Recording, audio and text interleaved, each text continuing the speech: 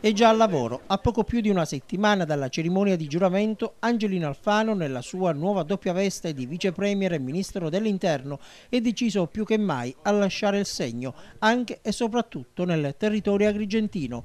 Ieri, in occasione della prima uscita semipubblica nella sua città, ha assunto questo impegno.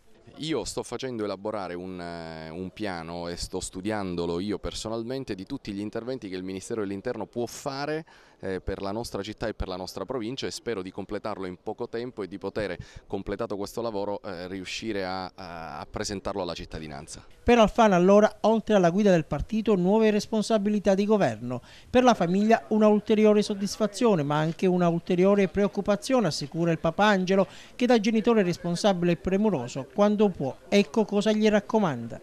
Sii disponibile verso il prossimo, cerchiamo di aiutare nell'ambito delle cose legittime possibili le persone che hanno di bisogno, e nello stesso tempo essere prudente nell'attività politica.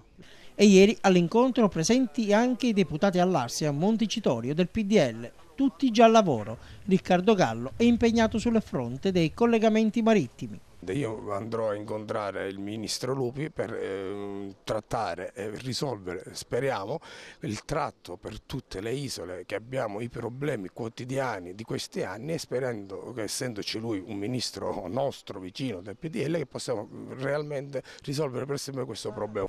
È in pressing sul ministro Lupi, ma per i collegamenti stradali anche Nino Bosco. Sono già intervenuto sui lavori della 640 chiedendo un incontro al ministro delle infrastrutture Lupi, che avrò proprio la prossima settimana, perché questi lavori oramai da mesi sono in alcuni tratti fermi, in altri vanno a rilento, e rispetto ad un'opera così importante e significativa per la nostra provincia è necessario attenzionare e capire perché i lavori stiano andando a rilento, e soprattutto fare sì che questa grandiosa opera venga completata il prima possibile. Soddisfatto per il risultato portato a casa dal PDL e dalla finanziaria regionale il deputato Enzo Fontana. Abbiamo portato nell'interesse della Sicilia e dei siciliani. Noi ci siamo battuti tantissimo per salvare alcune istituzioni importanti, abbiamo salvato l'AST, l'azienda siciliana trasporti per esempio, e ci siamo battuti veramente in maniera corale con tutto il PDL, abbiamo salvato, siamo riusciti a salvare il Cerisdi, abbiamo salvato anche i medici in formazione per le scuole di specializzazione, dedicando